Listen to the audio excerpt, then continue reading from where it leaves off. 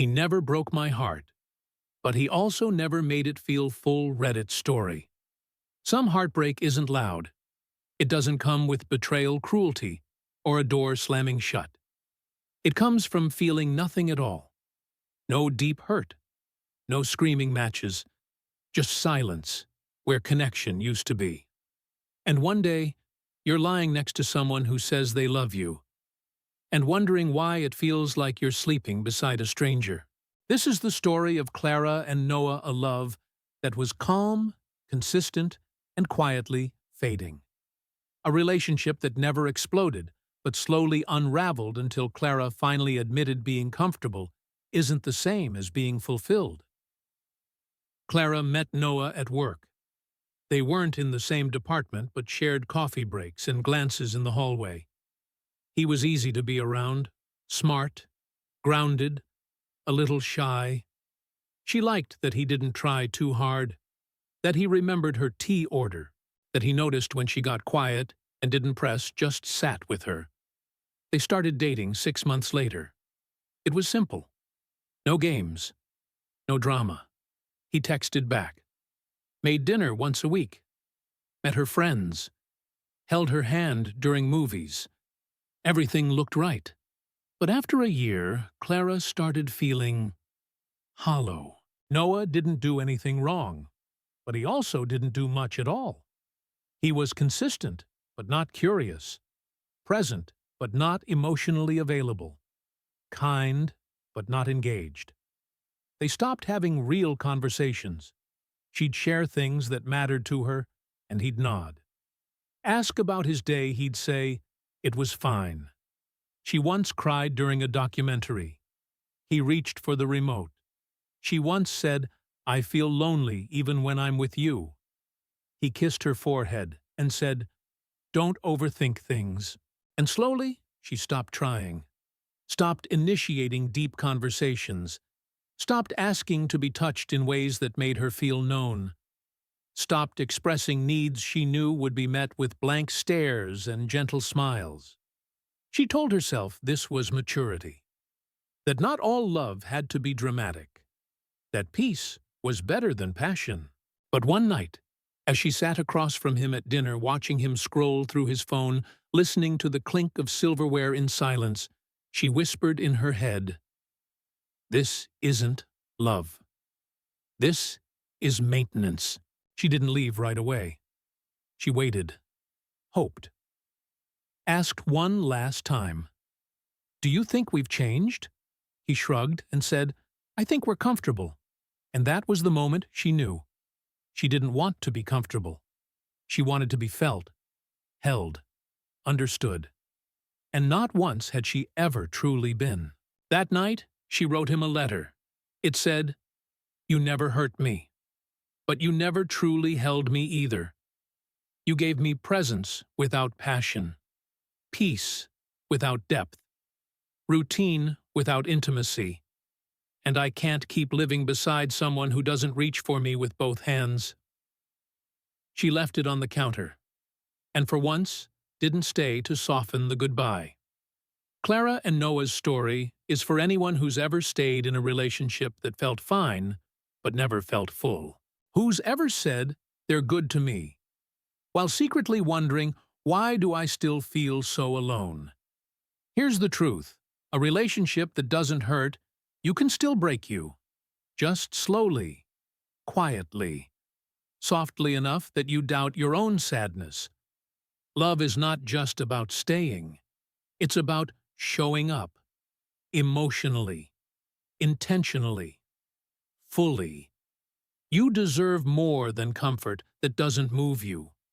You deserve more than politeness where passion should live. You deserve more than someone who never breaks your heart, but never touches it either. Community reactions: Yu Chao, I was safe but lonely. He never yelled, never cheated, but I felt like a guest in my own relationship. This story is my closure. 802.7K likes "Not hurting me" is not the same as loving me. He was nice, but not present. That line, "You gave me peace without depth," felt like my entire relationship. I kept calling it calm, but it was emotional starvation. 796. 3K likes, politeness isn't intimacy. Comfort is not closeness. Everyone said we were perfect, but we hadn't had a real conversation in 6 months. This story made me feel seen. 790.1K likes. I don't want to be tolerated. I want to be held. I stopped talking. Eventually, I kept trying, kept sharing. He never truly heard me. I stopped speaking. That was the real breakup. 785.4K likes. If they don't lean in when you open up, they're not really beside you. You choosing depth over peace. I used to think I was asking for too much. Now I know I was just asking the wrong person. 780.6K likes. I want love that shows up, not just sticks around. Final reflection. You are not wrong for wanting more than routine. You are not too much for needing emotional depth. You are not ungrateful for leaving something stable if it never truly held you. Love isn't about avoiding pain. It's about choosing presence. And if they never try to really know you, to hold your joy, your hurt, your humanness, then they haven't truly loved you. So don't wait for something to feel like love, just because it's not falling apart. Real love doesn't just stay. It reaches. It listens. It makes you feel alive in it. He loved that I was easy until I realized that meant he never had to try.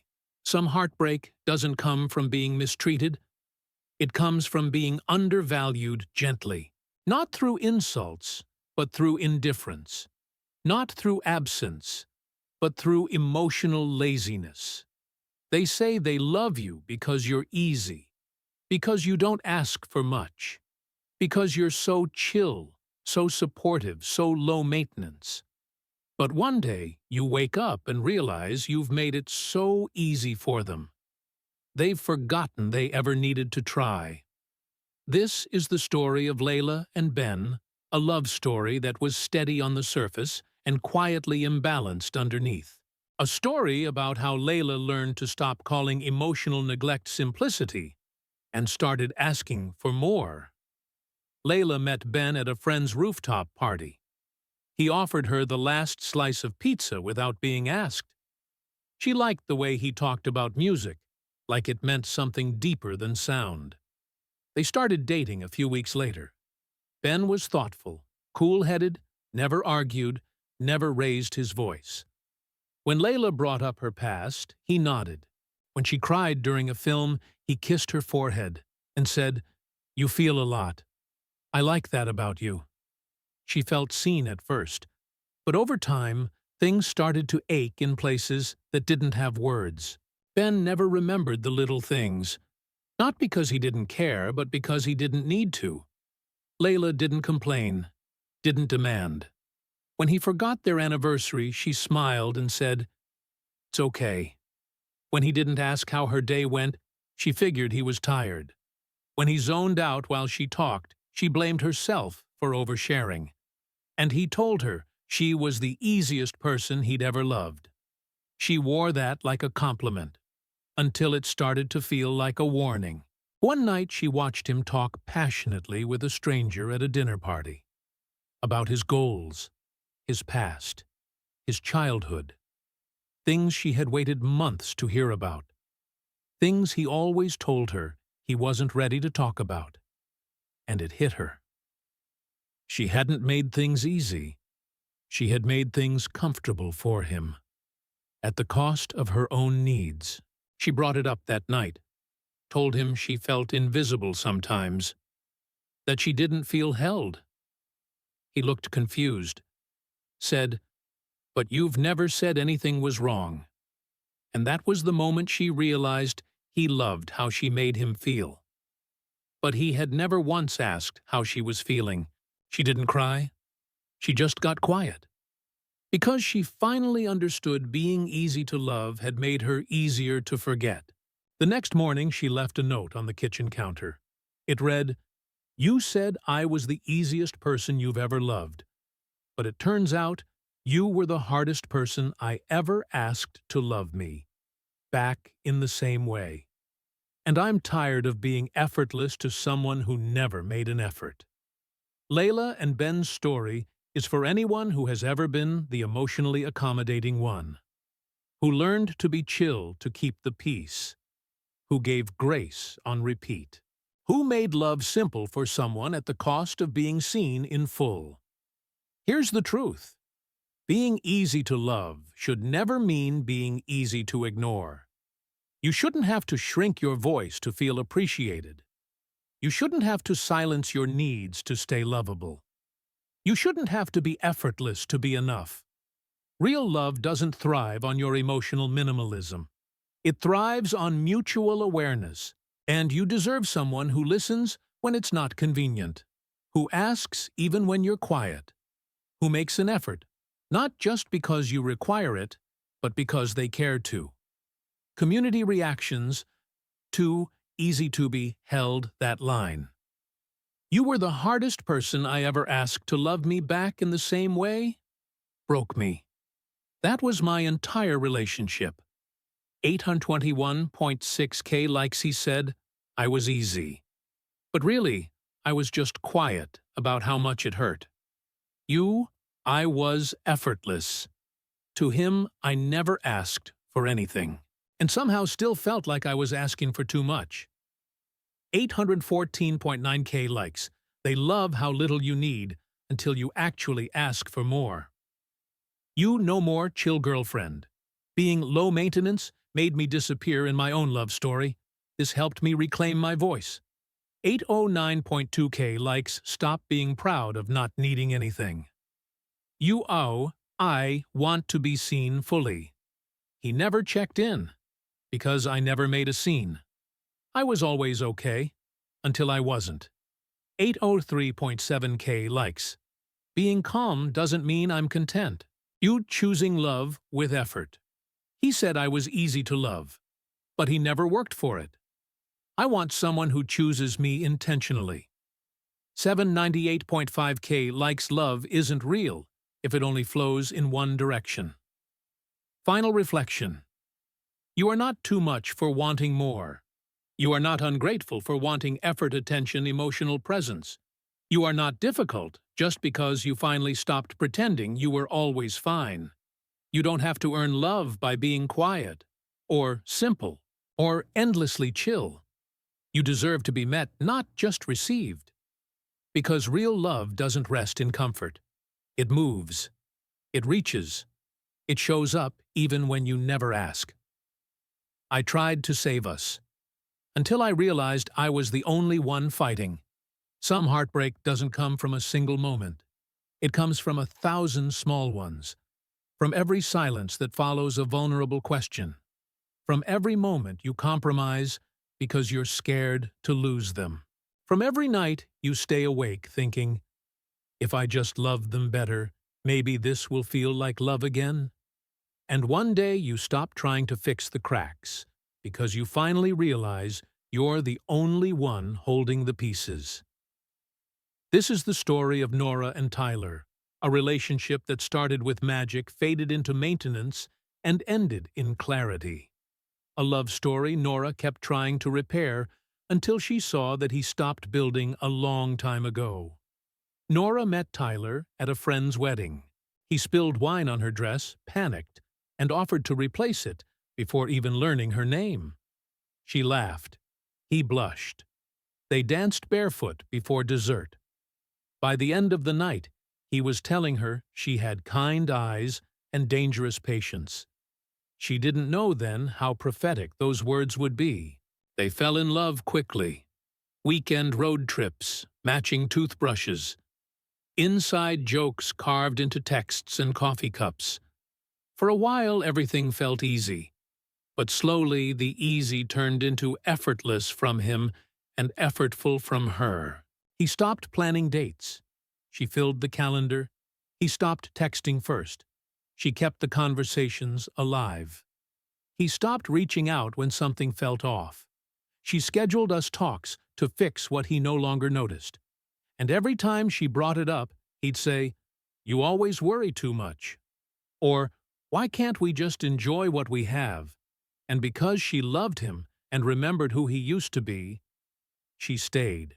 She read relationship books, listened to podcasts, started therapy for both of them, and he thanked her, said he appreciated her effort. But effort isn't a thank you. Effort is reciprocity, and he never met her halfway. The breaking point was quiet. She asked him one night, "Do you think we're still growing together?" He looked at her for a moment, then said, "We don't need to grow. We're fine, just as we are." And in that sentence, she heard the death of every part of her that still hoped, because just as we are was killing her. The next day, she packed a bag. Not because she was angry, but because she was tired of doing all the emotional heavy lifting in silence. She left a note on the kitchen table. It read, "I kept trying to save us, but I can't keep breathing life into something you're content to watch fade. I love you, but I love me enough now to stop fighting alone." She closed the door gently, because she had already shouted every plea inside her heart.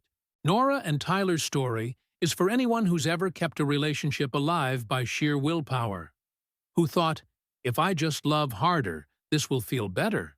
If I just fix me, maybe they'll show up again.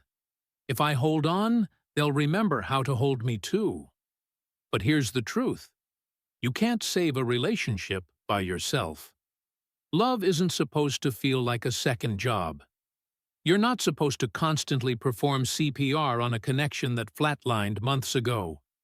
You deserve mutual effort, mutual growth, mutual care.